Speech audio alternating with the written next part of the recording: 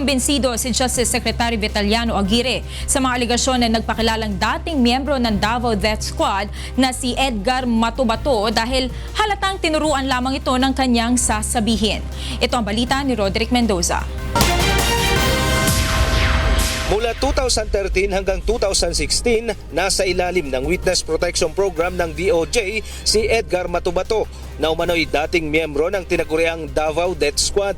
Noong pa man, sinasabi na ni dating Justice Secretary at ngayon ay Senador Laila de Lima na may hawak silang testigo na direktang magdadawit kay Davao City Mayor Rodrigo Duterte sa mga kaso ng pamamaslang.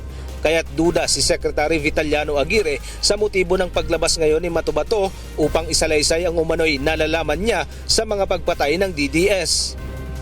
Samantalang nasa kanilang custody itong si Matubato, bakit hindi nilabas yun? Sapagkat walang katotohanan itong sinasabing ito. Itong tinatawag na lying coach witness.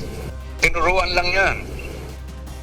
Ayon kay Secretary Aguirre, sa simula pa lang ay halatang nagsisinungaling si Matubato dahil sa sinabi nitong hindi pa siya nagbibigay ng kanyang sinumpaang salaysay. Imposible anyang tanggapin sa WPP ang isang testigo kung walang ibinigay na affidavit dahil requirement ito sa mga nagnanais mabigyan ng proteksyon ng gobyerno. Siguradong nag-execute ito, kaya lang tinatago nila yung affidavit na yon.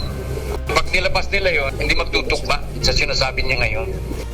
Sinabi pa ng kalihim na kung totoo ang mga aligasyon ng testigo, nagsampa na sana noon pa ng kaso sina de Lima laban kay Mayor Duterte. Bakit nung nasa Pinoy administration pa, bakit hindi sila nakapagdemanda kung naniniwala sila rito? O bakit ngayon lang?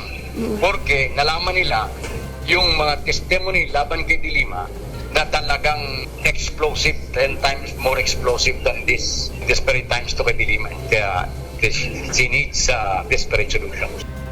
Ayon pa kay Aguirre, may personal siyang kaalaman sa kaso ni Benjamin Laud, ang may-ari ng shooting range kung saan nahukay ang sinasabing mga biktima ng extrajudicial killing sa Davao. Abogado siya noon ni Laud nang mag-imbestiga ang CHR sa pangunguna ni de Lima, ngunit walaan niyang napatunayan sa mga nahukay na kalansay. Roderick Mendoza, UNTV News and Rescue, Manila.